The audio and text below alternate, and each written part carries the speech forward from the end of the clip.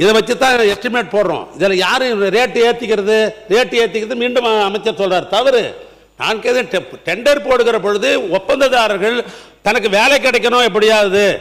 சில பேர் என்ன பண்ணுவாங்க, ஒப்பந்ததாரன்னு கேட்டீங்கன்னாக்கா நமக்கு லாபம் கூட வேணாம், நம்ம இருக்கிற ஆட்களுக்கு சம்பளம் கொடுத்தாலும் சும்மா வச்சுன்னு சம்பளம் கொடுக்க முடியாது, மிஷினுக்கு டீசல் ஊற்றி ஆகணும் அப்படின்ற அடிப்படையில் கூட லோ டெண்டர் போடுவாங்க.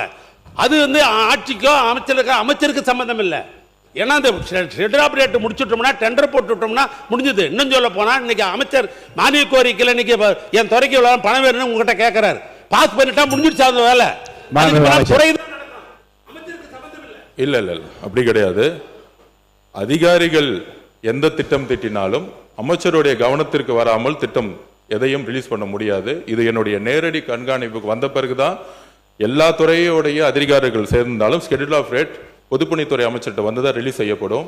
அதை நான் பதிவு பண்ணிட்டேன். போன வருஷம் இருந்த ஷெட்யூல் ஆஃப் ரேட்டை வந்து நாங்கள் மெயின்டைன் பண்ணிட்டு இருக்கோம்.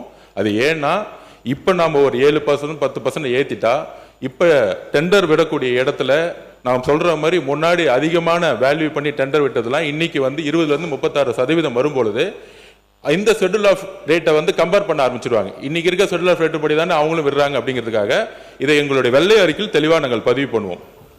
மாண்பு உறுப்பினர்